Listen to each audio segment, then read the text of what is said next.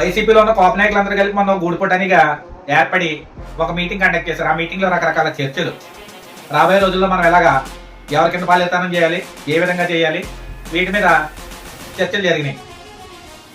మీరు ఏదైతే వైసీపీ కాపు నాయకులు మీటింగ్ అని పెట్టుకున్నారో, మరి గతంలో జగన్మోహన్ రెడ్డి గారు కాపులకు సంబంధించి రిజర్వేషన్కి సంబంధించి నేను ఏ విధమైన చర్య చెయ్యను అని చెప్పి ఆయన డైరెక్ట్ పబ్లిక్ గానే ఆయన చెప్పడం జరిగింది.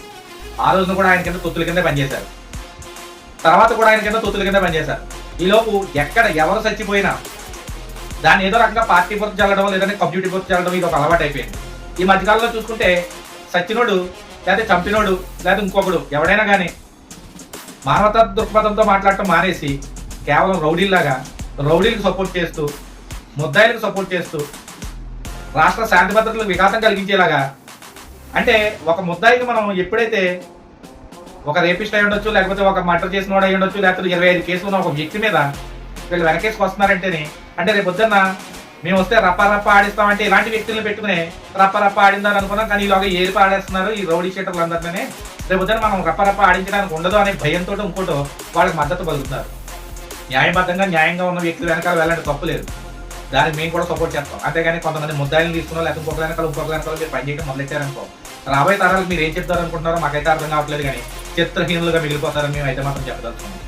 మీరు ఎప్పుడూ కూడా పాప్ కమ్యూనిటీకి సంబంధించి కొన్ని విషయాల్లో మంచి చేద్దారని చెప్పి ఎదరు కొద్దారనుకున్నా కానీ కులముద్ర వేయడానికి సిద్ధపడుతున్నారు పవన్ కళ్యాణ్ గారి.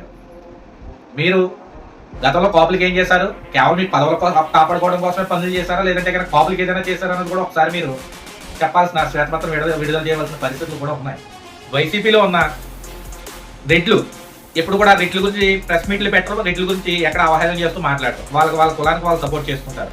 అలాగే టీడీపీలో ఉన్న చౌదరీస్ వాళ్ళ కులానికి వాళ్ళు న్యాయం చేసుకుంటారు, వేరే ఆ కులాన్ని కించపరచరు, ఎక్కడ కూడా వాళ్ళు ఆపరు. కానీ కాపుల సంఘం పీతల మంగం అన్నట్టు ఒక నాయకుడు ఎదుగుదల చూస్తుంటే కింద నుంచి ఒక పీత సీసాల నుంచి పైకి వెళ్తుంటే ఇంకో పీత కాలెట్కు లాగేస్తుందంటే కిందకి. అంటే ఈ ఎదుగుదల ఆపడం, ఒక పీత బయటికి వెళ్దారనుకునేసరికి సీసాలోంచి ఇంకో పీత కాలెట్కు లావుద్ది. అందుకనే కాపుల సంఘం పీతల మంగం అన్నారు. ఆ విధంగా మీ చర్యలు ఉంటున్నాయి.